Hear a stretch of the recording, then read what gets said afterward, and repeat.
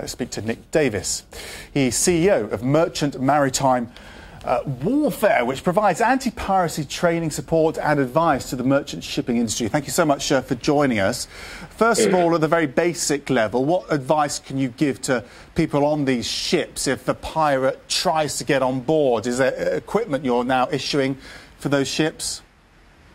Well, basically, the most important thing is vigilance. If you can see the pirates coming on your radar and with good watchkeeping from sort of 4 to 6 miles away, you've got lots of time to call the coalition forces that have got warships in the region and for you to then call on help, and then at the same time trying and using best management practice and a layered defence system, so lots and lots of layers.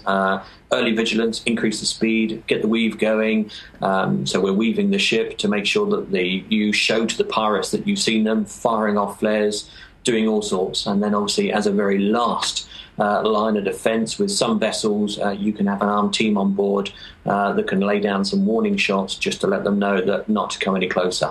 And once they're on board, if they get on board, you've then got this situation where they're in control of the ship. Happening more and more, something you're having to deal with more and more. It's interesting that ransoms are paid so readily. Can you just explain the process that leads to that?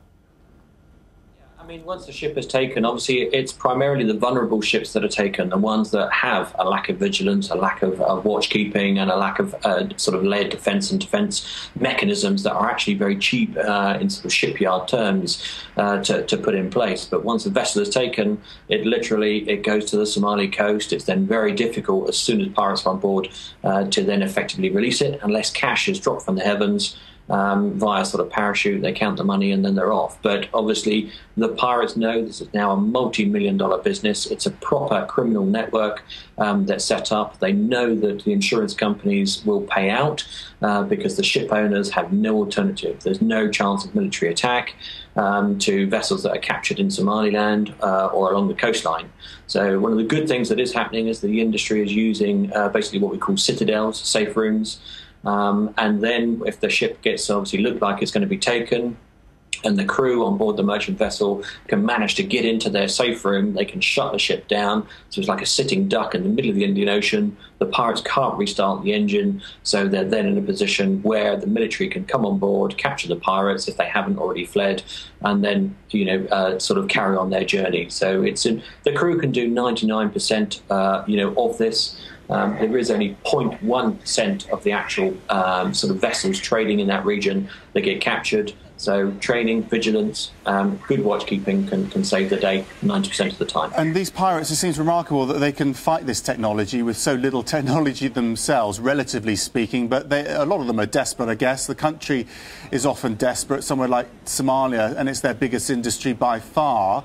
Is there a sense that perhaps these ransoms may be encouraging the trade? I understand the point of view that they don't have much choice often, but it does encourage future piracy, doesn't it?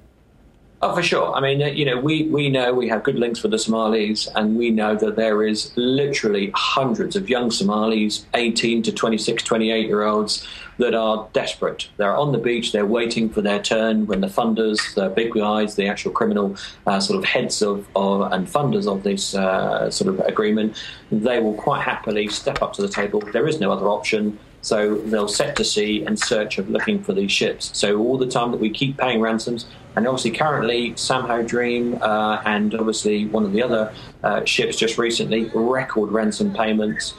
It can only get worse. It's just incentivized throughout. But obviously nobody's in Somalia. Nobody really wants to set foot in Somalia to try and sort out the problem. There's no oil there, so America's not going to take the lead. Therefore, with austerity measures, I think this is what the shipping industry must accept, must adapt to. But, like I say, 90% of the crews and the vessels can overcome this without too much problem. But they need to be focused and concentrate on training and countermeasures. OK, Nick Davis, thank you very much.